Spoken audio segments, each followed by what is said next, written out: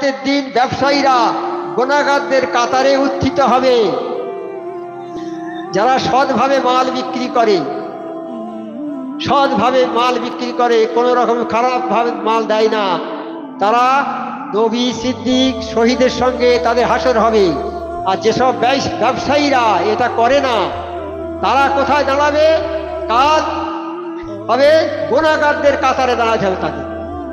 ব্যবসায়ী দুই রকম আছে তো নাকি, ভালো মন্দ আছে না? যারা খারাপ ব্যবসায়ী তাদের স্থান হবে ওই গুনাহগারদের লাইনে। কাল কিয়ামতের ময়দানে দুটো লাইন হবে, একটা জান্নাতের লাইন, একটা জাহান্নামের লাইন। একটা কালো মুখ, একটা সাদা মুখ। কালো মুখ যারা হবে তারা জাহান্নামী। এই জাহান্নামীরা যখন জাহান্নামের কাছে যাবে, তাদের পিটিয়ে পিটিয়ে নিয়ে যাবে। তখন জাহান্নামের ফেরেশতারা বলবে, বাবা তোমরা দুনিয়াতে কি কাজ করেছো? তোমরা কি, তোমাদের কাছে কোনো লোক যায়নি, বলেনি তোমাদের? তো বলছে, হ্যাঁ আমাদের কাছে বলেছে।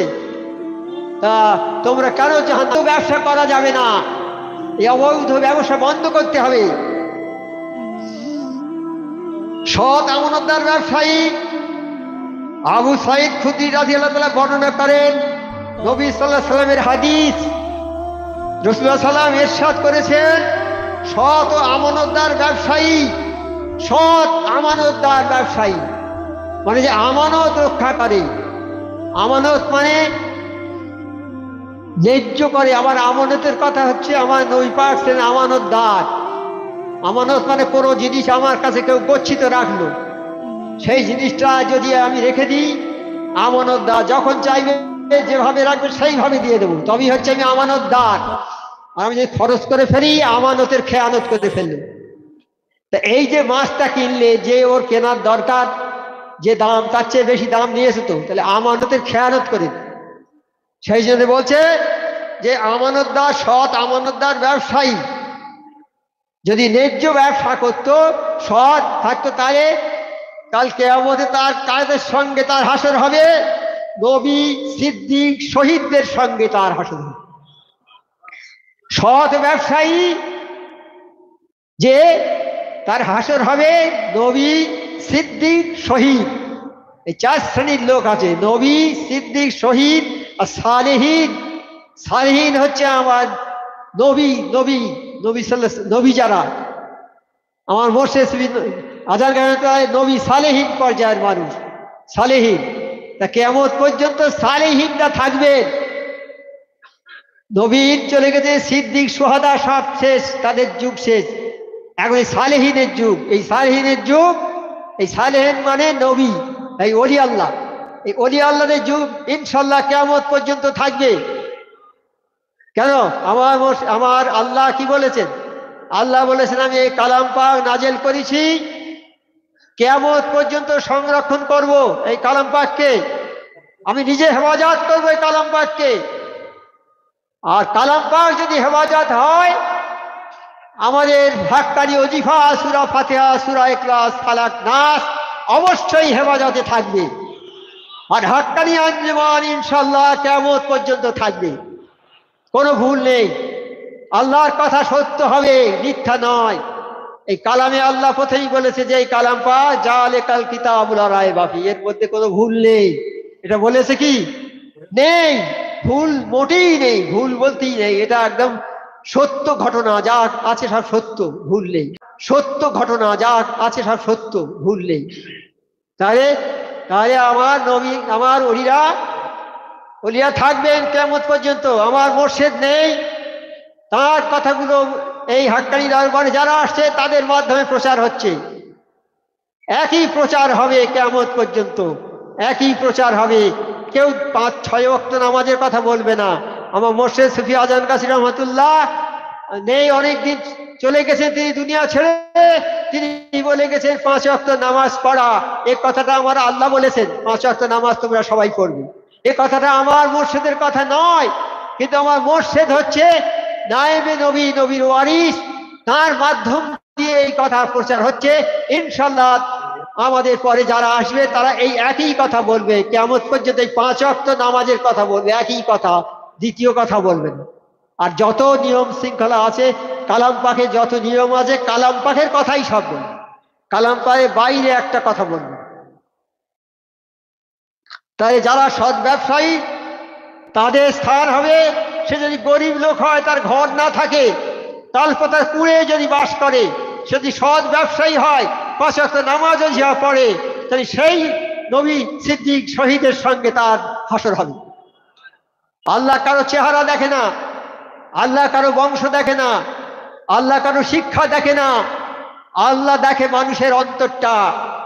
কেমন অন্তর নিয়ে সে আমার সঙ্গে কথা বলে, কেমন অন্তর নিয়ে সে আমাকে মানে, এই অন্তরের বিচারটা আমার আল্লাহ করবে। আল্লাহ বড় জামাওয়ালার বিচার করবে না, বড় পাগড়িরও বিচার করবে না, অন্তরের বিচার হবে। অন্তর যদি পরিষ্কার পরিচ্ছন্ন হয়, আল্লাহ তাকে নাজাত দিয়ে দেবে। যাই হোক, হযরত মুআয ইবনে জাবাল বর্ণনা করেন, রাসূল সাল্লাল্লাহু আলাইহি ওয়াসাল্লাম ইরশাদ করেছেন, সর্বাপেক্ষা পবিত্র রোজগার হচ্ছে ব্যবসায়ীদের রোজগার। সবচেয়ে উত্তম রোজগার হচ্ছে ব্যবসায়ীদের রোজগার। তবে শর্ত আছে, তারা যখন কথা বলবে তখন মিথ্যা বলবে না। তারা যখন ব্যবসার মাল আমি এনেছি, ওই ভাই খুব ভালো মাল আনি, খুব ভালো মাল, ভেতরে খারাপ আছে, আমি বলবো না যে আমার মালটা ভাই এরকম খারাপ। হ্যাঁ, একজন পীর ভাই গরিব মানুষ, চালের ব্যবসা করে, বয়স্ক মানুষ চালের ব্যবসা করে, চাল এনেছে, 1 মণ চাল এনেছে বাজারে, তখন চালের দাম 2 টাকা 3 টাকা কেজি। হঠাৎ বাজারে দাম উঠে গেছে 20 টাকা। কোনো একজন লোক এসে বলছে, বাবু এই চালের দাম তুমি কত করে নেবে? তাহলে 2 টাকা করে নেবো। বলে, আমার সব দিতে হবে। না, দেবো না বাবা, তোমাকে সব দেবো না। যারা কাছে আমার কাছে যারা চাল নেয় গরিব মানুষ, তারা 2 টাকা করেই নেবে। আজকে 20 টাকা দাম হয়েছে বলে আমি 20 টাকায়ও বিক্রি করবো না, আমি 2 টাকায় বিক্রি করবো। চাল আমার ধান যেভাবে কেনা সেইভাবে আমি এ চাল করেছি, এই 20 টাকা আমি চালের দাম নেবো না, তোমাকেও দেবো না 20 টাকা করে দিলি। তুই 2 কেজি নাও, 4 টাকা দাও। আমি সব গরিব মানুষ যারা আমার কাছে কেনে, আর আজকে বাজার দর হচ্ছিল 2 টাকা করে, আমি সেই 2 টাকা করে বিক্রি করে বলে এসেছি। এখন 20 টাকা দর উঠে গেছে, আমি ও টাকা নেবো না। সে আমার হাক্কানির লোক ছিল, তিনি কত ভালো লোক ছিল। হ্যাঁ, তো এই সবগুলো তো চেক করতে হবে, এই সবগুলো তো নিজেকে সামলাতে হবে। দেখো হঠাৎ দাম উঠে গেছে, বলি দেয়নি সে, না আমি 2 টাকা করে বাজার হচ্ছে, সেই 2 টাকা করে বিক্রি করবো বলে এসেছি আমি। যারা আমার খরিদ্দার তারা 2 টাকা করে নেবে, তোমার কাছে দেবো না বাবা 20 টাকা। ও 20 টাকা করে 30 টাকা করে বিক্রি করবে, মানুষের ক্ষতি হবে, মানুষ কষ্ট পাবে। তাহলে মানুষের ভালো করবে যে, আল্লাহ তাকে ভালো করবে। মানুষকে যে ভালোবাসবে, আল্লাহ তাকে ভালোবাসবে। ইসলাম হলো একটা পূর্ণাঙ্গ ধর্ম। সেই ধর্মের মধ্যে নামাজ আছে, রোজা আছে, হজ আছে, জাকাত আছে, দান আছে, খয়রাত আছে, সবকিছু আছে। যদি ভালোবাসা না থাকে, তাহলে সেই ইসলামটার পূর্ণাঙ্গ হলো না। যেমন একটা লোক, তার হাতটা একটা বেঁকা যদি থাকে, লোকে বলে হাত বেঁকা। চোখ যদি একটু টেরা থাকে, বলবে চোখ টেরা। নাক যদি বেঁকা থাকে, নাক বেঁকা। কপালে যদি কাটা দাগ থাকে, বলবে কপাল কাটা। এইরকম একটা খুঁত আছে না, বলবে। আর যার সুস্থ সবল শরীর, লিটল, তার কোনো খুঁত নেই শরীরের, সেই রকম নিখুঁত লোক যদি থাকে, ইসলাম হচ্ছে এরকম নিখুঁত, যার কোনো খুঁত থাকবে না, সেই হচ্ছে ইসলাম। ইসলামের মধ্যে সব কিছু আছে। যদি থাকে, ভালোবাসা না থাকে, আমি নামাজ পড়ি, রোজা করি, হজ করি, জাকাত করি, দান করি, খয়রাত করি, কিন্তু আমি মানুষকে ভালোবাসি, তাহলে আমি পূর্ণাঙ্গ ইসলাম বলে প্রমাণ করতে পারবো না। পূর্ণাঙ্গ ইসলাম হবে ওই রকম, যার মধ্যে কোনো খাত থাকবে না, কোনো ত্রুটি থাকবে না। ইসলাম ভালোবাসবে, মানুষকে ভালোবাসবে। যে মানুষকে ভালোবাসবে, আল্লাহ তাকে ভালোবাসবে। আর যে মানুষকে ভালোবাসবে না, আল্লাহ তাকে ভালোবাসবে না। তারপর কি বলছে, যখন কথা বলবে তখন মিথ্যা বলবে না। আমার ওই মাল, মিথ্যে কথা বলবে না, কোনো আমানতের খেয়ানত করবে না, আমানতের খেয়ানত করবে না। আমানতের খেয়ানত যারা করে, তারা হচ্ছে মুনাফিক। আমানতের খেয়ানত যারা করে, আমানত অর্থে যে আমার কাছে একটা মাল, আগে বলছিলাম যে জমা রেখে গেল কেউ, আমি সেটা খরচ করে ফেলি, এই আমানতের খেয়ানত করা হয়ে গেল। তা আমানতের খেয়ানত করে তারা হচ্ছে মুনাফিক।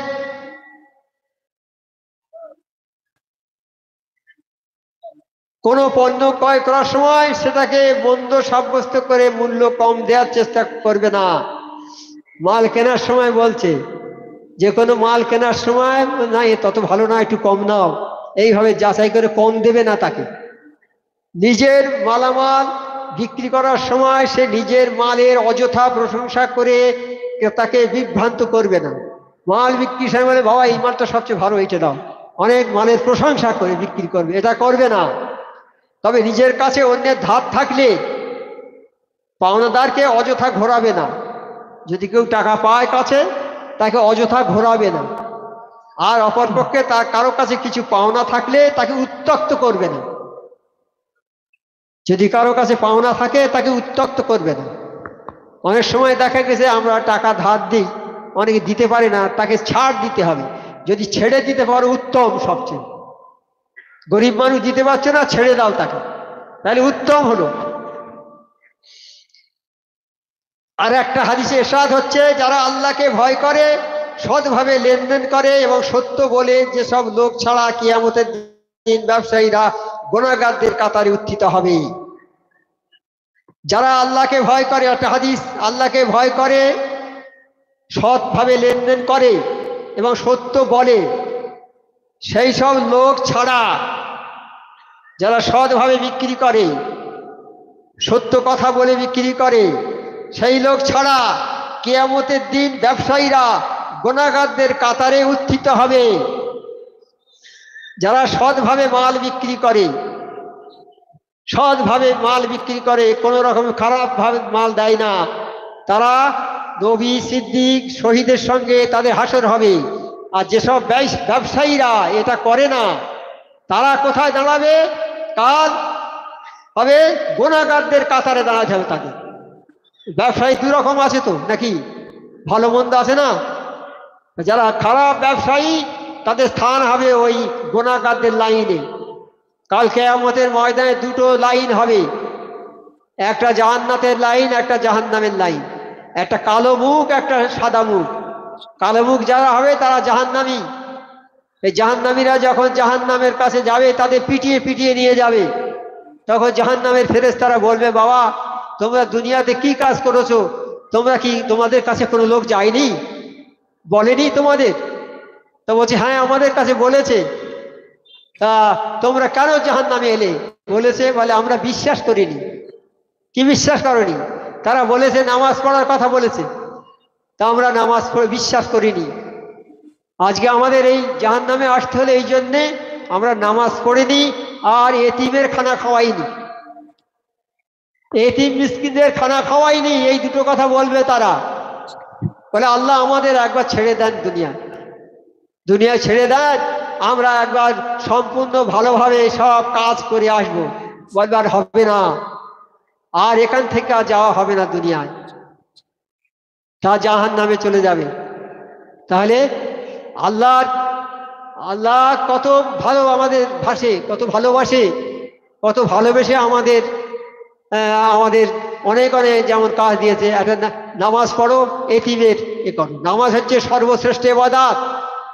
নামাজ পড়ো, এতিমের খানা খাও, তাহলে তুমি জান্নাতের আশা করতে পারো।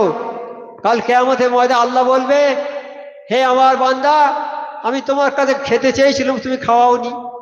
আমি তোমার কাছে পানি চেয়েছিলাম, তুমি দাওনি। আমি তোমার কাছে থাকার জায়গা চেয়েছিলাম, তুমি দাওনি। হে আল্লাহ, আপনি তো সারা জাহানের কর্তা, আপনার কিসের অভাব?